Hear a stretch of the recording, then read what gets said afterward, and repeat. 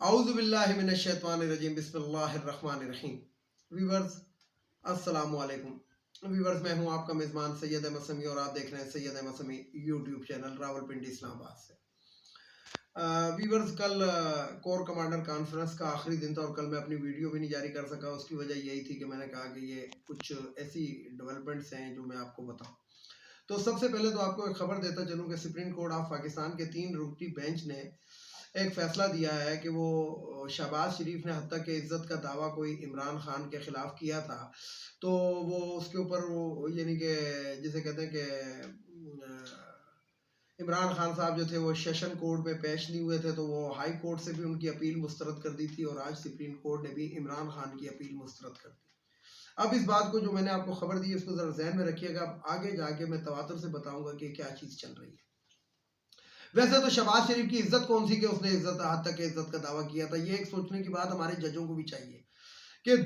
پاکستان کے اندر تقریباً ہر بچہ جن القاب سے شہباز شریف کو نواز رہا ہے، بچہ اور بڑا بوڑھا جو بھی ہے، بلکہ اب تو نون لیگ والے بھی جو ایم این اے اور ایم پی ایز ہیں وہ بھی جن القاب سے نواز رہے ہیں، تو عزت تو اس کی 2 کوڑی کی بھی نہیں ہے۔ اور یہ حد تک کہ عزت اس وقت کدھر گئی تھی ان عدالتوں کو، توہین عدالتیں، جب وہ کہتا تھا میری کمر میں درد ہے میں پیشی پہ نہیں آ سکتا، تو اس وقت کوئی عزتیں نہیں تھی، نہ اس وقت عدالت کو اپنی عزت کا خیال تھا۔ بہرحال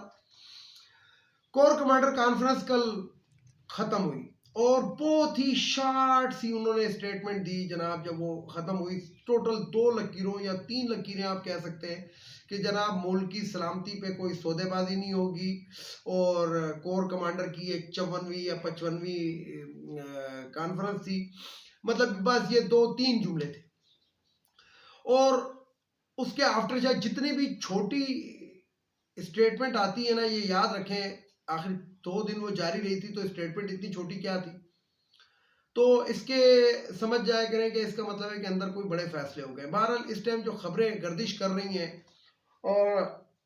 جسے کہتے ہیں کہ جو مستند قسم کے صحافی ہیں جو جھوٹ سے ذرا سا پرہیز کرتے ہیں، بلکہ بہت حد تک پرہیز کرتے ہیں،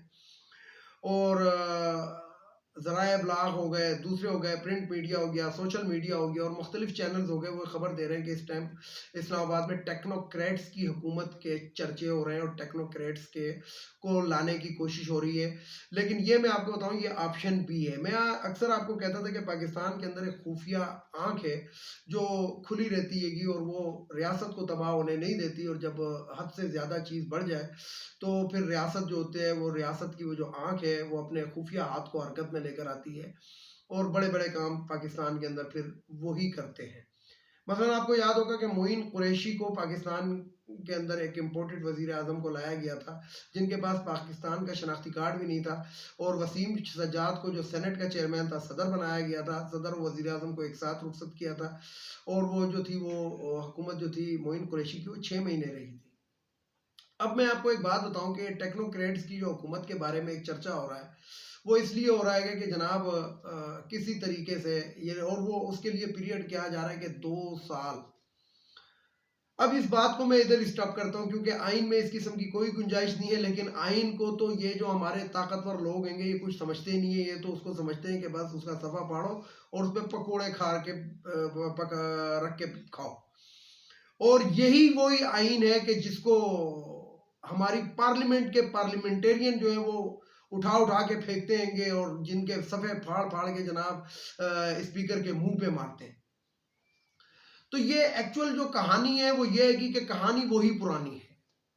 اگر آپ کی توقعات وابستہ ہو رہی ہیں کہ جناب کوئی نئی آنے والا جو ہے وہ پاکستان کے اندر، دیکھیں بات یہ ہے کہ میں نے غلطی کی ایک چیز کی اور میں ثابت بھی ہو گیا کہ میں نے اپنے گھر کے اندر غلطی کر دی ہے یا اپنے علاقے میں غلطی کر دی ہے، اور میں نے ایک سنگین غلطی کر دی ہے، میں نے کھلواڑ کر دیا ہے قوم کے ساتھ۔ تو پھر جو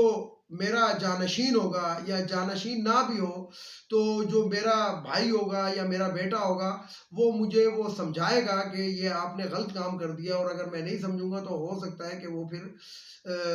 مجھے سائڈ پہ کر کے اور خود اس غلطی کو درست کرنے کی کوشش کریں، کیونکہ سب کو نظر آ رہا ہوگا کہ غلطی میں نے کی ہے۔ باجوہ صاحب کا نام لیا جا رہا ہے بڑے تواتر کے ساتھ، کچھ اس میں غلطی ہے کچھ نہیں، بلکہ فساد کی جڑی باجوہ صاحب تھے۔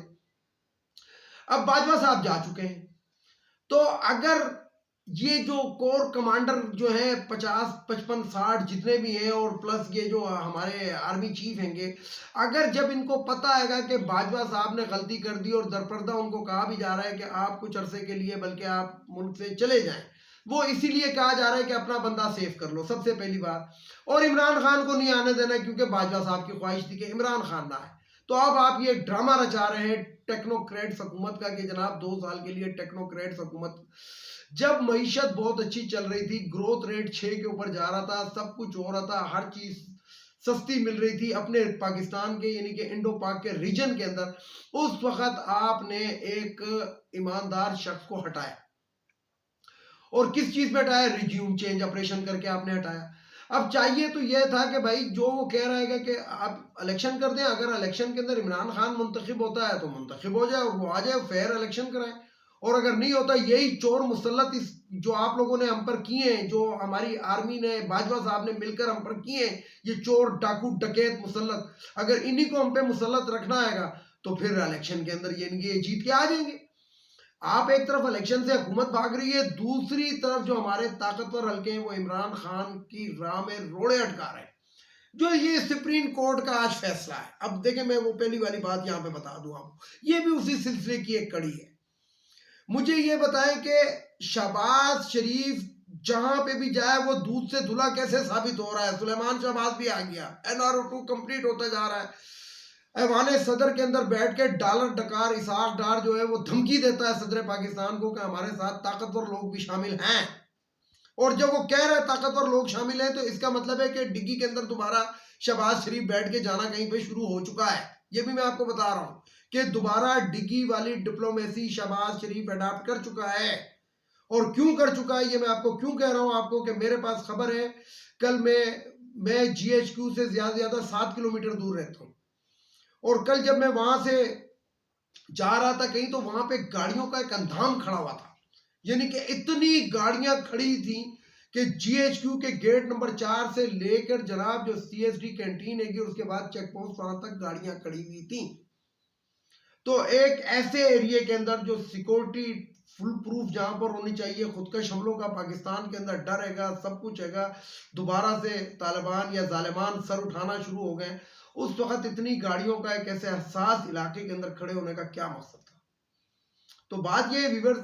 کہ عمران خان کو اقتدار سے دور کرنے کے لیے، کیونکہ یہ غلطی کر بیٹھے ہیں اور اس غلطی کو وہی 75 سالہ اقتدار کہ غلطی ہم نے نہیں ماننی، ہم نے غلطی نہیں ماننی، ہم نے چھوٹا بننا ہی نہیں ہے، ہم نے بڑا ہی رہنا ہے ہر حالت کے اندر. تو عمران خان کو دوبارہ سلیکٹ یا الیکٹ ہونے کے لیے قبول کرنے کے لیے یہ لوگ تیار نہیں ہے، الیکشن کے اندر اس کو بھیجنے کے لیے تیار نہیں ہے، کیونکہ عوام کا ریجیوم اس ٹائم عمران خان کی جانب ہے. اور عمران خان کو روکنے کا اور تو کوئی ذریعہ نہیں ہے، کیونکہ چوروں کے ہاتھ سے تو سب کچھ نکل چکا. 11 ارب ڈالر یہ لوگ ڈکار چکے ہیں گے جب سے یہ حکومت کے اندر بیٹھے ہیں. یعنی کہ کہاں 27 ارب ڈالر کے اوپر ہمارا خزانہ پڑا ہوا تھا، اور اب جو ہے صرف ہمارے پاس 6 ارب ڈالر وہ بھی سعودیہ اور چائنا کے پڑے ہوئے ہیں. اور ملک کے اندر وہ تباہی مچی ہے کہ Toyota company, Suzuki company Pakistan سے بند ہو گئی، پاور لومز بند ہو گئی، سریا بنانے کے کارخانے بند ہو گئے. یعنی کہ جو عمران خان نے اور جو ملک ایک محفوظ عمران خان نے ایک جسے کہتے ہیں سیرگاہ کے طور پہ متعارف کرایا تھا دنیا کے اندر کے لوگ آئیں، سیاح آئیں اور پاکستان کی سیر تفریح کریں جس سے ہمارے ملک میں زر مبادلہ آئے گا، وہ بھی بند ہو چکا ہے کیونکہ دہشت گردی یہاں پہ سر اٹھا چکی ہے. اور پاک افغان بارڈر جس کے اوپر ہمارے لاکھوں کروڑوں لاکھوں ہزاروں فوجیوں نے اپنی جانیں نچھاور کی اور ادھر وہ بارڈر لگائی،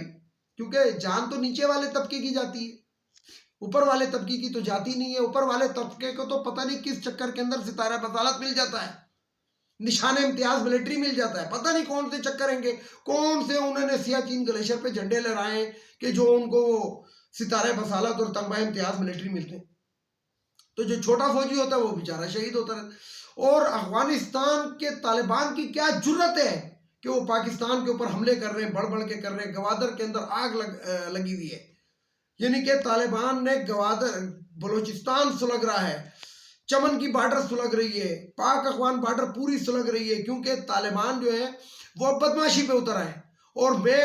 یاد ہوگا آپ کو کہ میں اپنی ویڈیو کے اندر ایک تذکرہ کرتا تھا کہ ان افغانیوں کو ہمارے ملک سے اب چلا جانا چاہیے.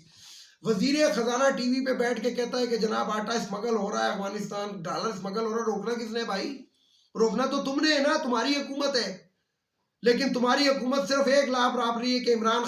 خان گھڑی فلانا ڈمکانا، اربوں ڈالر تم ڈکار گئے، این آر او 2 تم لوگوں نے لے لیا، اپنے کیسز اربوں روپے کے ختم کرا دیے، اور گھڑی کی وجہ سے پاکستان دیوالیہ ہو گیا. دراصل میں آپ کو بتاؤں کہ گھڑی سے تکلیف نہیں ہے، تکلیف اس بازو سے ہے جس کے اوپر وہ گھڑی بندی ہوئی ہے. اور 13 پارٹیوں کے اندر جو ہے نا وہ جسے کہتے ہیں کہ سلگ رہے ہیں. تو بات یہ ہے ویور کہ اب یہ سمجھنے کی بات ہے اور سمجھانے کی بات ہے.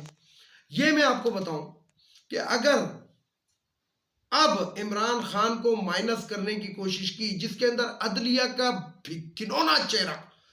ہماری عدالتوں کے گھنونے چہرے، ہمارے ججز کے مکروہ چہرے جو آہستہ آہستہ کر کے ایکسپوز ہو چکے ہیں، تو آپ کو اس قسم کا کام اگر یہ کریں گے تو مجھے نہیں لگتا کہ جو رہی صحیح جو باجوہ صاحب ویسے تو پوری ہی عزت اتار گئے، لیکن اگر وہ چڈی رہ گئی ہے تو میرا خیال ہے چڈی اتارنے میں یہ صاحب بھی کردار ادا کر دیں گے. راحیل شریف صاحب کے لیے کہا جاتا ہے کہ وہ بہت اچھے آدمی تھے، لیکن میں آج پھر اپنی ویڈیو کے اندر یہ ضرور کہوں گا کہ راحیل شریف نے اس قوم کے ساتھ جو دھوکہ کیا تھا، جو چھرا پاکستان کی قوم کے کمر کے اندر گھونپ کے گیا تھا کہ مریم نواز کو اس نے انیشیٹو دیا تھا کہ یہ عورت ہے، نہیں تو اس عورت کو